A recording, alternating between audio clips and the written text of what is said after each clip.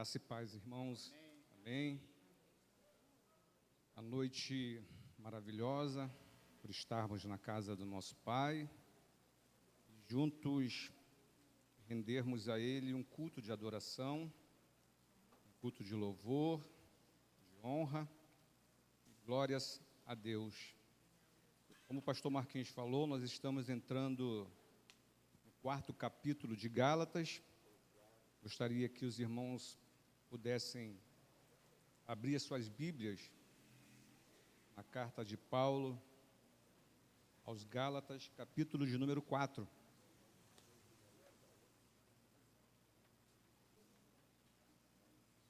Abra a sua Bíblia em Gálatas, capítulo 4, do versículo 1 ao versículo 11.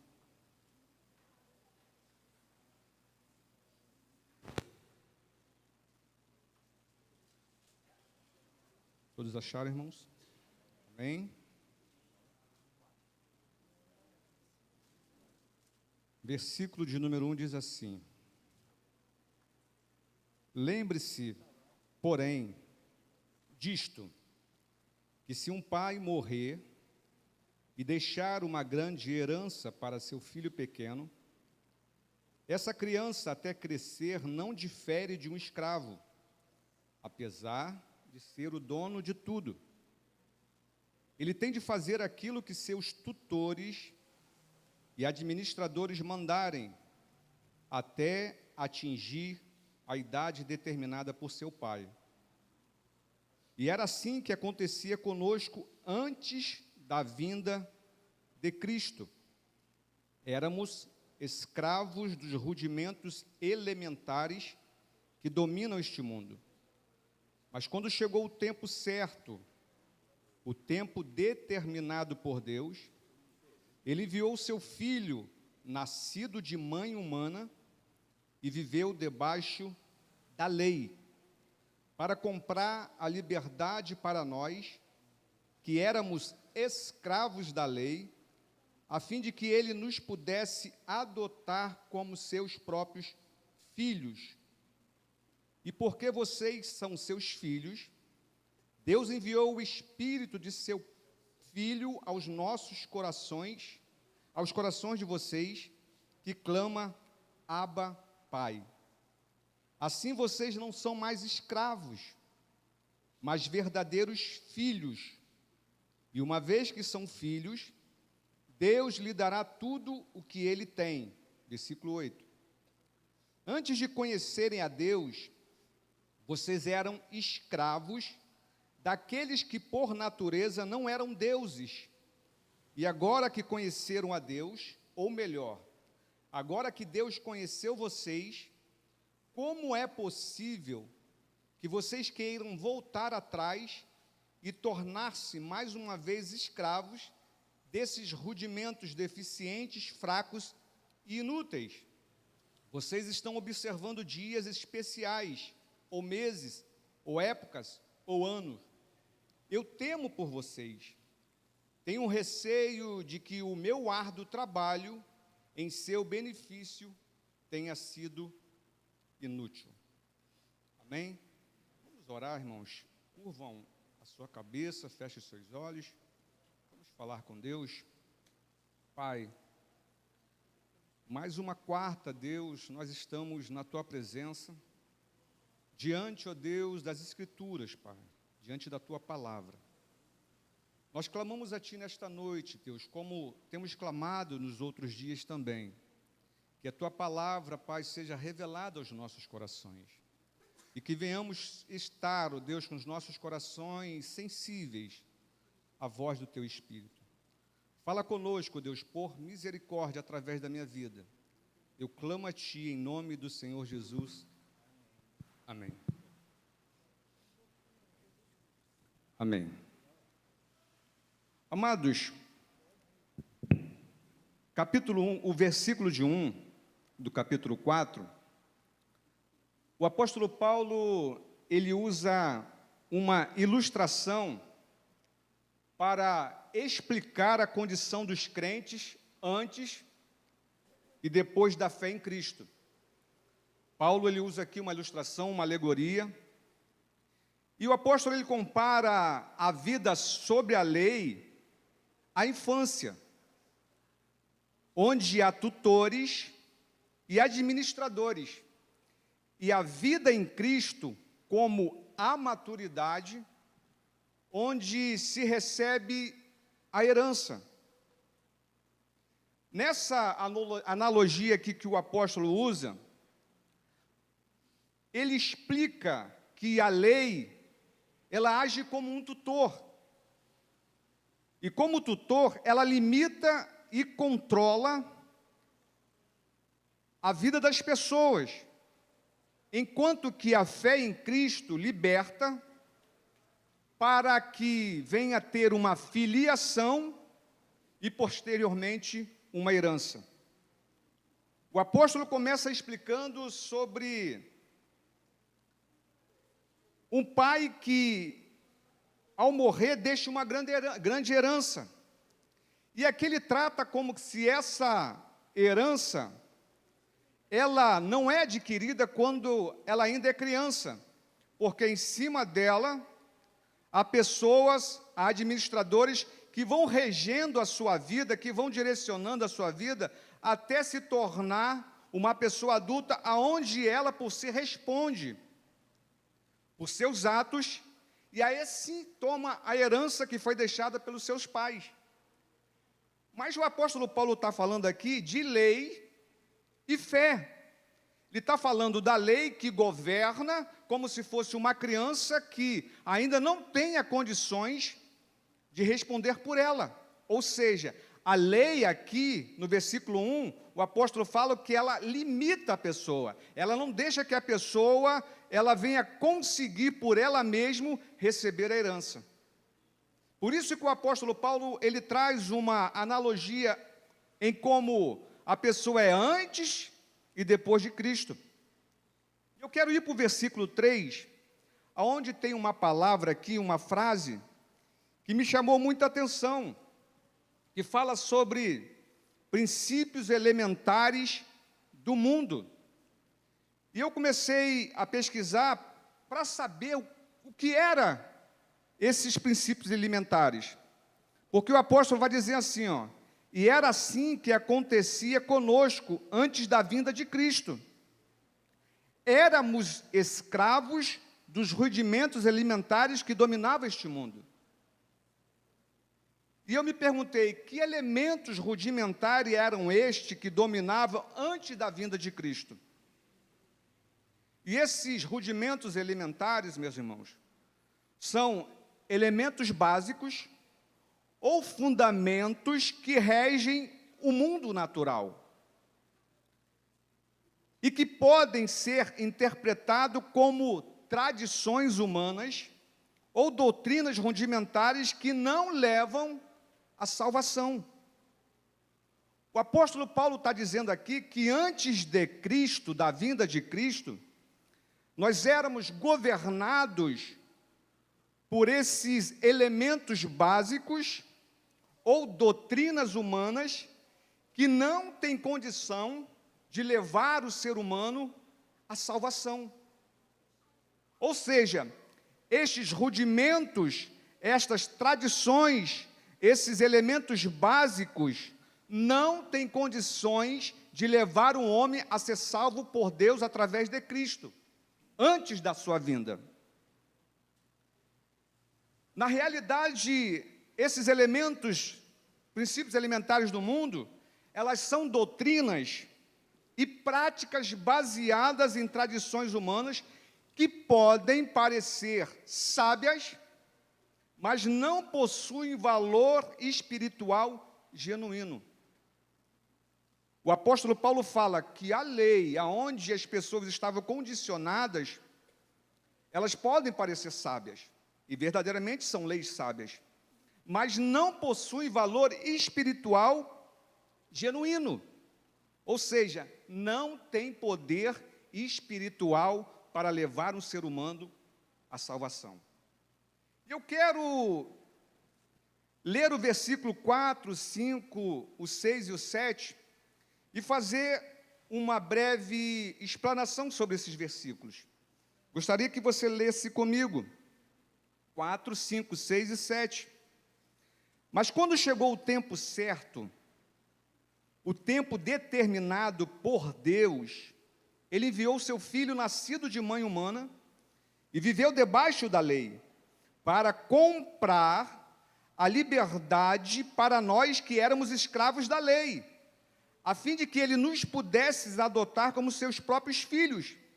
E porque vocês são seus filhos, Deus enviou o Espírito de seu Filho aos corações de vocês, que clama, Abba, Pai. Assim vocês não são mais escravos, mas verdadeiros filhos. E uma vez que são filhos, Deus lhe dará tudo o que ele tem. Em cima desses versículos 4, 5 e 6, eu gostaria, irmãos, de apontar aqui sobre a herança, sobre a lei, a adoção de filhos e a herança eterna, ou seja, nós herdeiros. Aí nós vamos voltar lá ao pressuposto que o Marquinhos, há três semanas atrás, ele mencionou a herança de Gênesis, capítulo 12, não foi, Marquinhos? Marquinhos falou sobre herança. Quando Deus, eu quero que os irmãos, assim, agucem o seu entendimento e prestem um pouquinho de atenção para que nós venhamos entender aqui. Vamos voltar lá sobre a herança que ele fala no versículo 7 aqui, e uma vez que são filhos de Deus, Deus lhe dará tudo o que ele tem, ou seja, a nossa herança. Então vamos voltar aqui ao pressuposto do capítulo 12 de Gênesis. Quando Deus fez a promessa a Abraão, ou seja, Abrão ainda, nem era Abraão, constava, irmãos, de uma herança terrena, mas essa herança terrena, ela vem com traços de uma posse adquirida por fé. Deus fala para Abraão, sai da tua terra, da tua parentela, e vai para uma terra que eu ainda vou lhe mostrar. A herança que Deus dá a Abraão é uma herança terrena, era uma terra que Deus ia mostrar. Mas Deus falando para Abraão, falou o seguinte, sai da tua terra, da tua parentela, e eu vou te mostrar uma terra. Ele não sabia qual era a terra, ele tinha que tomar essa posse por fé, sem saber onde estava indo.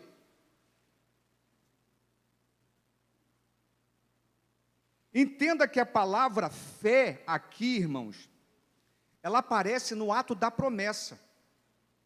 Eu quero que os irmãos assim guardem muito bem a palavra fé, porque ela vai ser usada um pouquinho mais adiante. Essa palavra já aparece lá na promessa de Abraão. Sai da tua terra, eu vou te mostrar uma terra. Abraão não sabe, ele sai por fé. Então é por fé que ele vai galgando e alcançando a promessa, por fé. Mas isso é de degraus em degraus. Abraão aqui, quando ele recebe a promessa de Deus, Abraão não tem filhos. Então Abraão, ele recebeu a promessa terrena, pela fé, mas ele começa a colocar alguns argumentos aqui, para tentar ajudar a Deus e a ele mesmo na promessa. Abraão, não tendo filho, ele sugeriu a ideia de ser o seu servo Eliezer, o Damasceno, que poderia tomar posse da sua herança. Abraão pensou, eu não tenho filhos, eu posso colocar a minha herança na vida do meu servo Eliezer, que era o servo mais velho da sua casa. Essa é a primeira. Sarai, ainda sem ser Sara, ela sugere outra coisa. Ela sugere que Abraão tivesse um filho com uma escrava, e assim passaria a Ismael a herança, filho de Agar. Aqui, irmãos, nesses dois personagens, Eliezer, Ismael, eu quero pensar com vocês nesta noite. Vocês estão aqui, irmãos, estão entendendo? Estão conseguindo entender? Se a herança aqui fosse passada para um desses dois personagens, Eliezer, o servo, o Damasceno, ou Ismael, o filho de Agar, a escrava, nós aqui, e consequentemente os Gálatas, que a carta é escrita, nunca iríamos participar da herança eterna.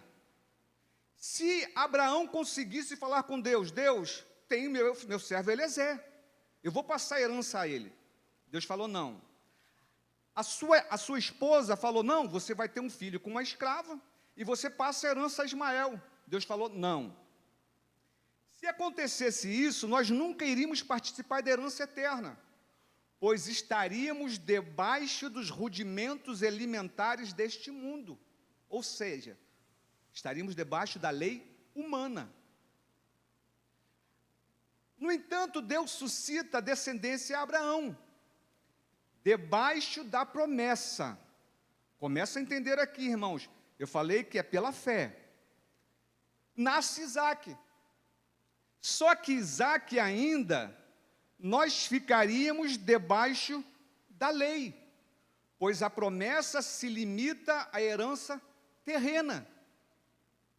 Ainda em Isaque, a herança era das terras, das posses, que Deus ia dar a Abraão.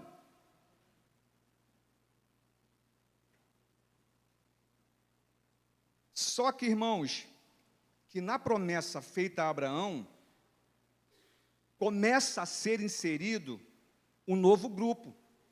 Gênesis 12, 3, começa a colocar outro grupo na herança de Abraão.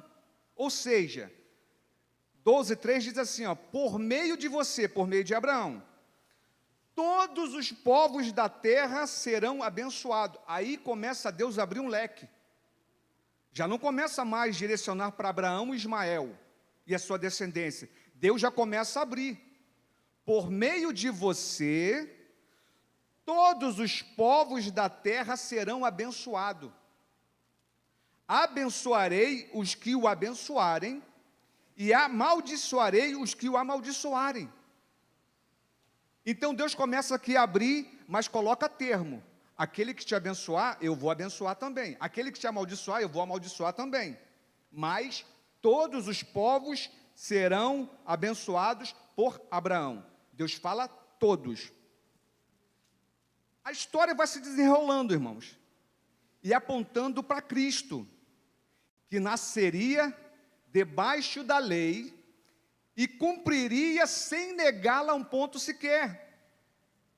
No nascimento de Cristo, há um fato, irmãos, interessante, interessantíssimo, que começa a nos direcionar para a herança. O versículo de número 4. Mas quando chegou o tempo certo, o tempo determinado por Deus, Ele enviou o seu filho, nascido de mãe humana, e viveu debaixo da lei. Jesus nasceu de uma virgem debaixo da lei. Aqui aparece um fato interessante de uma grande demonstração, irmãos, do amor de Deus para conosco. Por que aqui aparece? José, não sendo pai natural ou pai biológico, decide deixar Maria e ir embora. Mas em sonho, ele recebe a revelação de um anjo dizendo que o fruto que está na gravidez de Maria é fruto do Espírito Santo, da qual Maria estava grávida. E era Jesus, já tinha até dado o nome, e que ele o adotasse como filho legítimo. Mas aqui, irmãos, eu lendo, eu fiquei imaginando por que aqui o Espírito Santo não tinha ainda se revelado. Como que José, à noite, tendo um sonho, uma revelação de um anjo, disse para ele que o fruto que estava em Maria era do Espírito Santo, e que ele não fosse embora, ele o adotasse como filho. Isso somente ocorreu pela fé, porque José, no seu coração, ele tinha o sentimento de não deixar Maria um pouco assim, enrolada, conturbada com a sociedade local, porque ela ficaria grávida antes do casamento. Mas o Espírito Santo, mais o anjo do Senhor falou para ele, ó, esse filho você vai adotar como seu próprio. Se nós aqui, irmãos, olharmos para a árvore genealógica de Jesus, lá em Mateus 1,6, vamos ler lá, irmãos. Mateus 1,6, 1,16. Jacó foi o pai de José, que foi o marido de Maria e mãe de Jesus Cristo, o Messias. Maria, irmãos, não está na genealogia de Jesus, e sim José. Agora me diz uma coisa aqui. José não era o pai biológico. José intentou deixá-la, mas por Deus foi avisado que ele o adotasse como seu filho legítimo. Só que aqui, na genealogia, tinha que vir de José. Aí você para pensar e imagina, o plano de Deus é tão perfeito que a profecia não fala sobre nascer em Nazaré, mas sim em Belém, da onde viria o Messias. Mas Deus preparou todo um cenário para que o filho viesse de uma virgem Nazaré, mas, no entanto, ela não é da genealogia de Jesus, mas sim José. Isso aponta para Deus, aponta para nós e aponta para os Gálatas. José não é o pai biológico. Ele adota apontando Deus nos adotando após o nosso novo nascimento em Cristo Jesus. Aí eu fiquei pensando assim, irmãos, e eu creio que para mim esse é um pouco difícil, como para alguns irmãos. Como que você vai ler aqui na Bíblia e vai dizer assim, que o Senhor Jesus Cristo veio e nos adotou como filhos de Deus? Aí você vai dizer assim, mas como que o Senhor Jesus Cristo nos adotou? Livrando-nos da lei, pela graça, pela sua misericórdia. Eu falo assim para você, como que você entende isso? Eu vou falar uma coisa para você, só pela fé. Você só consegue entender isso pela fé, mas olha para a vida do Senhor Jesus e olha para o que Deus fez com ele, apontando para nós. José, sendo da genealogia de Cristo, ele adota o Senhor Jesus Cristo, apontando para Deus, adotando-nos como seus filhos. Quando nós temos um novo nascimento em Cristo, aí não é mais debaixo da lei. Quando nós aceitamos o Senhor Jesus Cristo como o Senhor das nossas vidas, Ele nos tira do reino das trevas e nos traz para o reino da luz. Já não estamos mais debaixo da lei, e sim debaixo da fé, segundo a graça de Deus. Deus aqui então, irmãos, completa uma obra na vida da história humana, para apontar-nos na adoção de José para com Jesus, de Deus para conosco. Nós somos adotados da mesma forma, da mesma maneira, pela fé. Aí você, como Paulo estava escrevendo para os Gálatas, vocês foram adotados por Deus. Aí eu vou para o versículo 6 e 7. Quando nós passamos a viver pela fé, depois de receber a adoção de filho, aí Paulo escreve aos Gálatas que Deus envia pelo seu Espírito ao nosso coração a genuína adoção de podermos chamar Deus de Pai. Aí eu quero que você entenda da seguinte maneira. Abba Pai era um termo muito usado pelos judeus para chamar Deus de Pai. Mas o apóstolo Paulo, ele usa aqui para escrever os Gálatas. Depois que vocês tiveram um nascimento genuíno na fé em Cristo Jesus, vocês agora podem o chamar de pai. Mas para os gentios chamar Deus dos judeus de pai, seria uma coisa assim controversa. Mas o apóstolo Paulo começa então a explicar que vocês vão chamá-lo não pela lei, mas pela fé, pela graça, pelo poder de Deus em Cristo Jesus.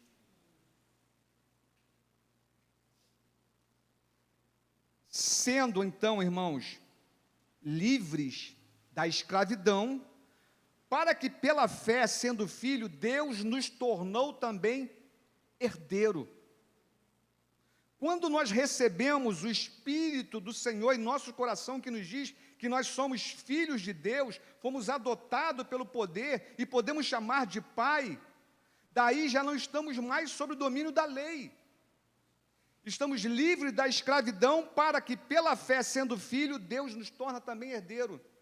Olha aí, irmãos, por que você é herdeiro de Deus, herdeiro do reino?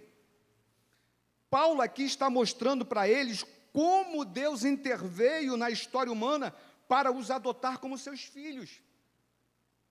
Versículo 8. Antes de conhecer que estavam encerrados debaixo da lei, sendo escravos, sem qualquer liberdade, adorava sem conhecimento deuses que não tinham base e tampouco raízes. Está lá no versículo 8, eu quero ler com vocês. Antes de conhecer a Deus, vocês eram escravos daqueles que por natureza não eram deuses.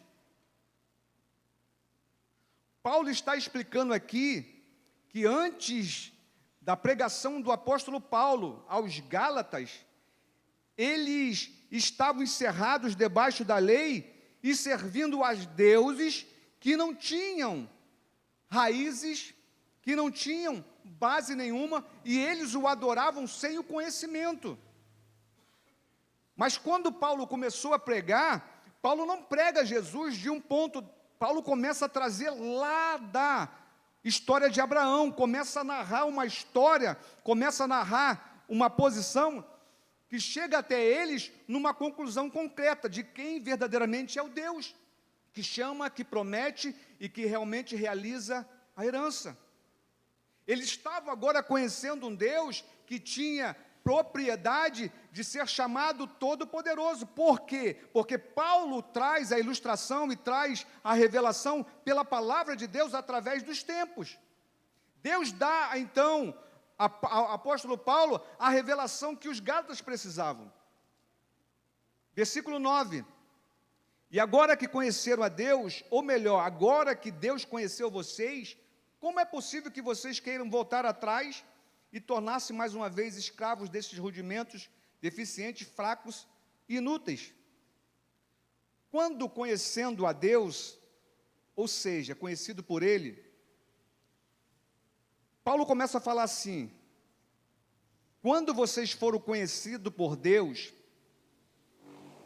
quando vocês conheceram a Deus, ou seja, sendo conhecido por eles, vocês começaram a ser desconsiderados, vocês não foram desconsiderados, não foram excluídos por ser judeu, por ser grego, por ser rico, por ser pobre, iletrado ou sábio. Deus libertou a todos para um viver livres. O apóstolo Paulo começa a falar, quando Deus o conheceu, quando Deus conheceu a vocês, Deus não os considerou, de uma certa forma, excluído. Ao contrário, Ele trouxe a todos e colocou só em um patamar. O que estava acontecendo aos Gálatas, estava o excluindo. Por quê? Porque a religião que os judaizantes estavam entrando, estava começando a excluir os Gálatas, porque eles queriam que os Gálatas se tornassem como um judeu. Mas o apóstolo Paulo falou, quando Deus conheceu vocês, Ele não os considerou, desconsiderou, Ele não os excluiu, tanto judeu como grego, como iletrado, como sábio, como rico, como pobre. Isso traz para nós, Deus os libertou para ser livre. Mas por influência, irmãos, de uma falsa religião, Os gálatas estavam querendo voltar àqueles mesmos princípios elementares, aqueles princípios fracos e sem poder. Eles estavam querendo voltar novamente da liberdade para a escravidão. Aí no versículo 10, tem um fato interessante. Eles, os da Galácia, estavam vivendo dias especiais de inclusão a uma herança imerecida por não ser da linhagem pela lei terrena, mas agora eterna nos céus. Eu quero ler 10. Vocês estão observando dias especiais, ou meses, ou épocas, ou anos. Por que o apóstolo Paulo vai usar aqui dias, meses, ocasiões especiais e anos? O apóstolo Paulo aqui, escrevendo para os Gálatas, porque vocês agora estão observando dias, meses, ocasiões especiais e anos. Paulo ele estava receoso que o legalismo religioso, incluído no culto a Deus, em como os judaizantes influenciavam a guardar os sábados, as festas das colheitas e etc. Com isso fizesse com que os gálatas voltassem a...